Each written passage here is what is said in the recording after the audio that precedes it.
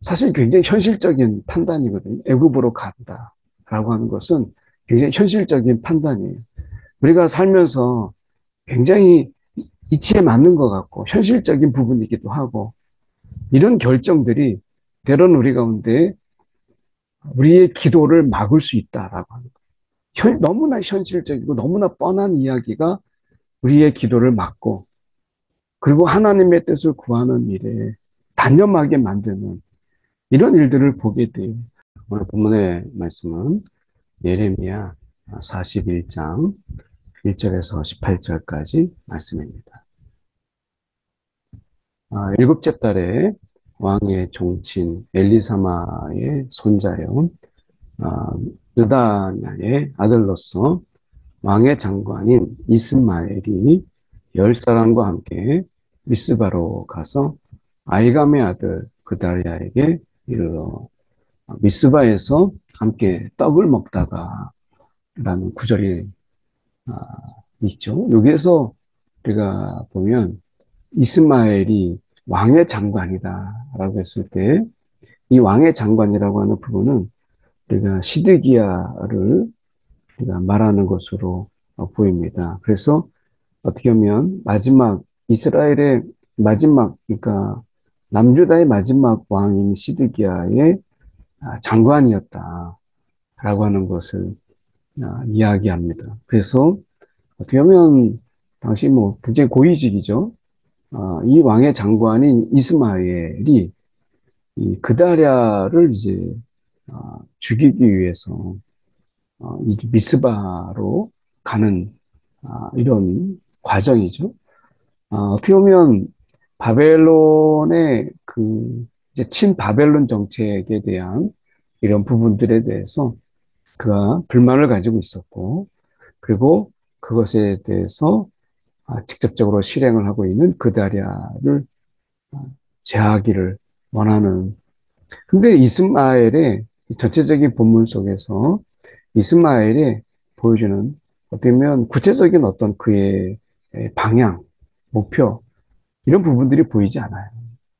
오히려 이스마엘이 보여주고 있는 이 모습은 어떻게 보면 그냥 적대적인 이런 아, 그다리아에 대해서 친바벨론 정책을 편달하는 것에 대한 이런 어떤 응징, 이거 외에는 사실 아무것도 보이지 않아요. 구체적인 그리고 어떤 큰 밑그림이 없다라고 하는 것을 보게 됩니다. 결국에는 이 이스마엘이 하나님께서 친 뒤면 바벨론에 대해서 우리가 순종하도록 하도록 순응하고 할 수 있도록 이게 이제 하나님의 아, 징계였고 훈련이었죠. 그런데 그것에 대해서 응징이나 보복 이것으로 모든 것을 채우는 이스마엘이 어떻게 보면 굉장히 좀 영적으로 분별력이 없었을 뿐만 아니라 어떻게 보면 구체적인 계획이 없는 이런 보복에 좀 더 깊이 그가 잡혀 있는 게 아니냐라고 하는 것으로 저희가 보게 됩니다. 느다냐의 아들 2절에 이스마엘과 그와 함께 있던 열 사람이 일어나서 바벨론의 왕의 바벨론 왕의 그 땅을 위임했던 사반의 손자 아이감의 아들 그다랴를 칼로 쳐 죽였고, 그래서 바벨론 왕이 이제 그 땅을 위임했던 어떻게 보면 이제 총독 역할로 위축이 된 이제 왕이라기보다는 총독으로 이제 위축된 그런 위치가 이제 그다랴가 있었던 위치였죠. 그런데 그 그다랴를 이제 칼로 쳐 죽이게 됩니다. 이로 인해서 이 하나님이 남유다를 이제 재건하고 어떻게 보면 하나님께서 남은 자들을 통해서 하나님이 이제 남유다를 다시 세우고 하는 이런 부분들. 이제 물론 이제 이게 그다리아의 큰 계획이었지만 하나님이 또 남겨주심에 대한 그 감사로 그 감당하려고 했던 이런 부분들이 한순간에 끝나고 맙니다. 이스마엘이 또 미스바에서 그다리아와 함께 있던 모든 유다 사람과 거기에 있는 갈대아 군사를 죽였더라. 그러니까 그다리아와 함께 있었던 사람들뿐만 아니라 문제가 되는 것은 갈대아 군사를 죽였더라. 라고 하는 겁니다. 거기에 이제 주둔하고 있는 이제 갈대아 군사를 죽였다라고 하는 것은 직접적으로 이제 바벨론을 자극할 수 있는 여지가 큰 이런 부분이죠. 어떻게 보면 여기에서 미스바에 있었던 갈대아 군사를 죽였다라는 부분 속에서 이스마엘이 정말 구체적인 계획이 없는 그런 응징, 이거 외에는 사실 없고 그에게 큰 계획이라고 하는 부분은 암몬 사람이 이제 암몬에 의해서 암몬 왕의 이제 사주를 받아서 행했던 이런 부분들 속에서 민족을 사랑하거나 아니면 유다를 사랑하고 이런 북이스라엘과 남유다를 재건하고자 하는 큰 어떤 나라를 생각하는 이런 부분들이 이스마엘에게 보이지 않아요. 어떻게 보면 암몬 왕의 사주를 받고 그리고 시드기야의 왕의 장관으로서 이 보복 이거 외에는 보이지 않거든요. 어떤 일을 우리가 할 때에 우리가 이 구체적인 계획과 큰 비전과 그리고 내가 아닌 민족을 나라를 위하는 이런 부분들 속에서 이스마엘을 바라보면 참 실망하기가 쉽습니다. 이스마엘은 개인의 어떤 입신을 위해서 자신을 위해서 일을 하는 이런 어떻게 보면 굉장히 현실적인 이런 기회주의적인 이런 인물이다라고 하는 이런 부분들을 보게 됩니다. 사절에 보면 그가 그다리아를 죽인 지 이틀이 되었어도 이를 아는 사람이 없었더라. 그만큼 통치 기반이나 시스템이 아직 구축되지 않는 이런 상황이었다라고 하는 것입니다. 오늘 우리가 이 용서하지 못하는 것, 보복, 이런 부분들이 증오나 미움, 이런 부분들이 자신뿐만 아니라 우리가 다른 사람들을 모두를 불행하게 만드는 것. 이것이 우리가 증오와 응징, 보복, 복수 이런 거예요. 이것은 하나님이 우리 가운데 이 용서하는 것, 이 용서야말로 내가 사는 길이고 모두가 사는 길인데 이스마엘은 오직 보복 이것밖에 없었어요. 이것은 결국 남유다가 더 깊은 수렁에 빠지게 되는 결과를 가지고 오게 되었고 스스로도 불행한 길을 가게 되는 이런 부분이 되는 것이죠. 그래서 삶의 이유가 보복이고 삶의 이유가 응징이라고 한다면 우리가 정말 복음이라고 하는 것은 무엇이냐라고 했을 때 그것은 용서고 긍휼이고 그리고 포용이에요. 그런 의미에서 이스마엘은 하나님을 두려워하지 않았던 어떻게 보면 유다의 장관까지 했던 그런 인물인데 이런 부분들이 참 아쉽다라는 부분이 우리가 깊이 좀 생각이 들죠. 우리의 삶 속에서도 혹시 이런 미움과 그리고 증오로만 산다면 이것은 결코 삶의 이유가 되지 못해요. 이걸 내려놓고 우리가 용서함으로 그리고 그 보복을 내려놓고 이제 아, 나를 좀 돌아보는 그리고 하나님 안에서 우리가 사는 길로 가는 죽는 길로 가는 게 아니라 보다 우리가 하나님 은혜 가운데서 내가 더불어서 사는 이 길을 가는 것이 지혜다라고 하는 것입니다. 5절에 그때의 사람 80명이 자기들의 수염을 깎고 옷을 찢고 몸에 상처를 내고 손에 소재물과 유향을 가지고 세겜과 실로와 사마리아로부터 와서 여호와의 성전으로 나아가려 한지라. 이제 성전의 성전이 무너졌고 그 무너진 성전 속에서 그들이 찾아오는 이유가 어떻게 보면 남유다의 그 멸망의 소식을 듣고 그가 애도하고 어떻게 보면 이 남유다의 같은 동포, 같은 민족으로서 그 슬픔을 그가 달래기 위해서 그들이 이제 순례자들이 옵니다. 이 80명이라는. 그래서 어떻게 보면 이 애도하는 애도객이라고 볼 수도 있죠. 이 순례자들이 옵니다. 그런 가운데 이런 순례자들을 어떻게 대했느냐. 이 느다냐의 아들 이스마엘이 그들을 영접하러 미스바에 나와서 거짓으로 울면서 다가갑니다. 그리고 그들을 만나 아이감의 아들 그다리아에게로 가자 이렇게 꼬드깁니다. 그러는 가운데 그들이 성읍 중앙에 이를 때에 느다냐의 아들이 이스마엘이 자기와 함께 있던 사람들과 더불어 그들을 죽여서 구덩이 가운데 던지게 됩니다.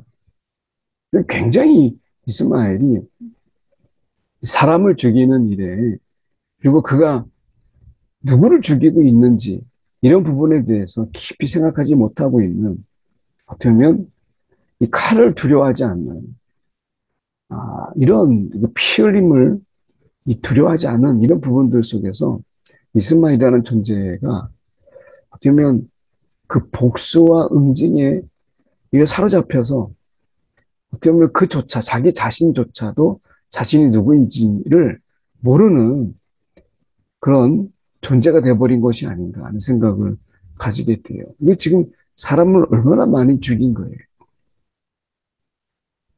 8절에 그중 10사람은 이스마엘에게 이르기를 우리가 밀과 보리와 기름과 꿀을 밭에 감추었으니 우리를 죽이지 말라 하니 그가 그치고 그들을 그의 형제와 마찬가지로 죽이지 아니하였다. 이걸 보면 죽임의 이유가 분명하지가 않아요. 어쩌면 남유다를 애도하기 위해서 온 그들에 대한 어쩌면 그 이유 없는 어떤 학살, 이것만 그에게 있는 것이죠. 그러나 우리가 한 가지 이유를 좀 찾아본다면, 9절에 보면 이스마엘이 그다레에게 속한 사람들을 죽이고 그 시체를 던진 구덩이는 아사 왕이 이스라엘의 바사 왕을 두려워하여 팠던 것이라. 느다냐의 아들 이스마엘이 그가 쳐 죽인 사람들의 시체를 거기에 채웠다라고 이야기합니다. 아사 왕, 이 유다의 아사 왕이 북이스라엘의 바사 왕을 두려워하여서 전략적으로 팠던 그 구덩이에 사람들을 담아요. 이스라엘 사람들을 거기에 시체를 거기에 채우고 또한 우리가 이 그다리아에 속한 사람들을 죽인 자들을 거기에다 다 묻습니다. 어떻게 보면 이 아사 왕이 바사 왕을 두려워해서 팠던 그 구덩이를 사람들을 죽이고 그 속에다가 던지는 거기에 그 속에다가 채우고 덮는 이러한 구덩이로 사용된 것을 우리가 볼 때 어떻게 보면 이때 당시에 아사 왕, 이 이스라엘을 바사 왕을 두려워했다라는 부분 속에서 이제 더 이상 이스라엘을 두렵지 아니하고 바벨론도 두렵지 아니하고 내가 누구도 두려워하지 않는다라고 하는 자신의 그 만용 이것을 드러내기 위한 이런 부분 그리고 이스라엘에 대한 증오 북이스라엘에 대한 증오 이것이 그에게 있었다라고 하는 것을 우리가 보게 돼요. 결국 이스마엘은 응징과 보복과 복수와 미움과 그리고 용서하지 못하는 이런 마음들로 그 마음이 똘똘 뭉친 그래서 사람의 피를 흘리게 하는 이런 부분들에 대해서 하나님을 두려워하지도 않을 뿐만 아니라 또한 그런 사람을 우리가 죽게 하는 부분에 대해서 그가 두렵지 않는 이런 어떤 존재가 되었다라고 하는 것입니다. 이 시대 속에서 우리가 사람을 해치고 사람을 죽이고 하는 이런 부분들 속에서 그 사람의 고통 그리고 아픔을 전혀 느끼지 못하는 이러한 공감하지 못하는 이런 부분들을 우리가 이 시대 속에서 많이 보잖아요. 이스마엘이 지금 이 시대에 그런 사람들과 같은 전혀 공감할 줄 모르는 이런 부분들을 보게 됩니다. 하나님은 우리를 부르셔서 우리가 예수 그리스도가 이 땅에 오셔서 보인 모습이 그거잖아요. 공감하고 같이 아파하시는 이 체휼하심. 이 체휼하심이 무엇이겠어요? 이 공감의 능력이죠. 그러니까 예수님께서는 그 가난하고 그리고 세상에서 정말 박해받고 그리고 천대받는 자들의 그 고통, 어떤 육신의 이 질병으로 인해서 고통당하고 귀신에 사로잡혀서 당하는 이런 고통들을 너무나 잘 아셨고 아신 것뿐만 아니라 그들과 공감했어요. 근데 이스마엘은 공감의 능력이 절대 부족한, 공감하지 못하는 그런 존재였어요.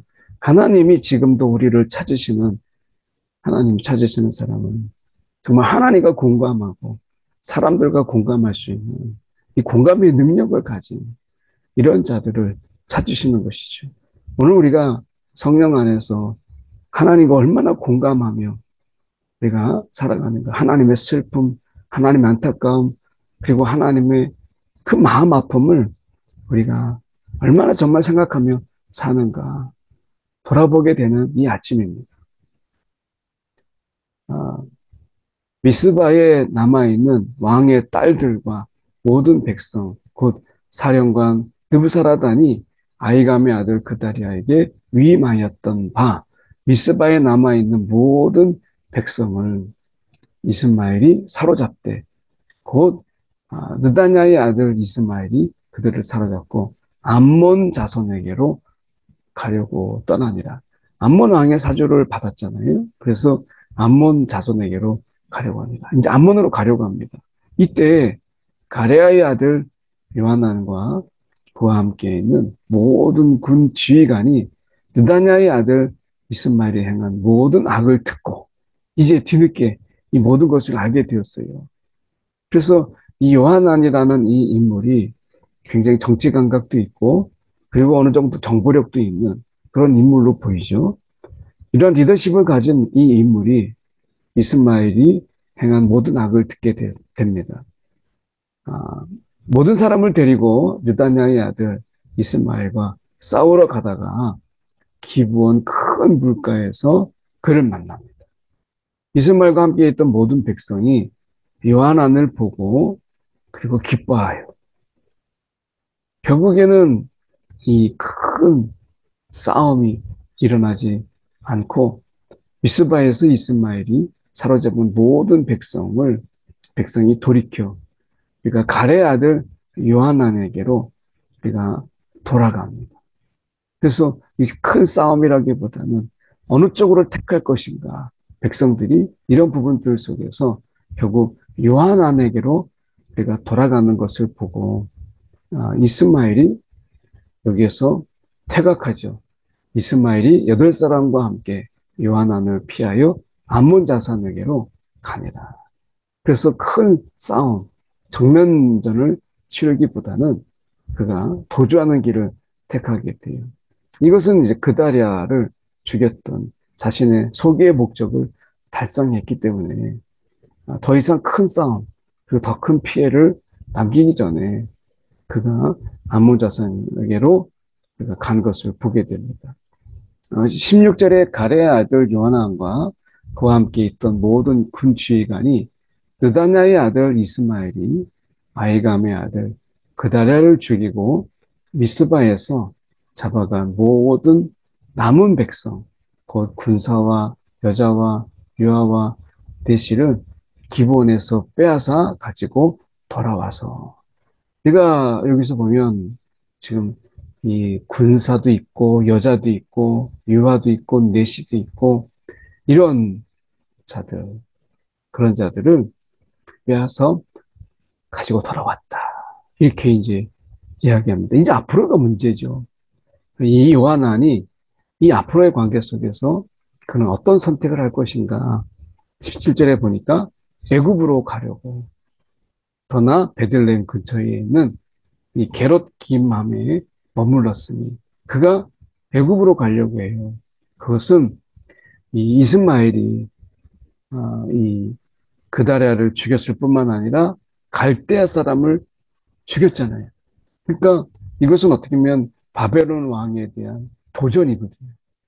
그러니까 갈대아 사람을 죽였다라는 것 때문에 이 두려움에 사로잡혀서 요하난이 이러한 정치적인 감각 이것을 통해서 애굽으로 가려고 합니다. 분명히 바벨론에 보복이 있을 것이다라고 생각을 한 것이죠. 근데 우리가 요하난이 이 부분에 대해서 좀 더 내가 그다랴가 그렇게 했던 것처럼 좀 더 내가 예레미야를 좀 찾고 하나님의 뜻을 구하고 이런 부분으로 간다면 얼마나 좋았을까. 사실 굉장히 현실적인 판단이거든요. 애굽으로 간다라고 하는 것은 굉장히 현실적인 판단이에요. 우리가 살면서 굉장히 이치에 맞는 것 같고 현실적인 부분이기도 하고 이런 결정들이 때로는 우리 가운데 우리의 기도를 막을 수 있다라고 하는 거예요. 너무나 현실적이고 너무나 뻔한 이야기가 우리의 기도를 막고 그리고 하나님의 뜻을 구하는 일에 단념하게 만드는 이런 일들을 보게 돼요.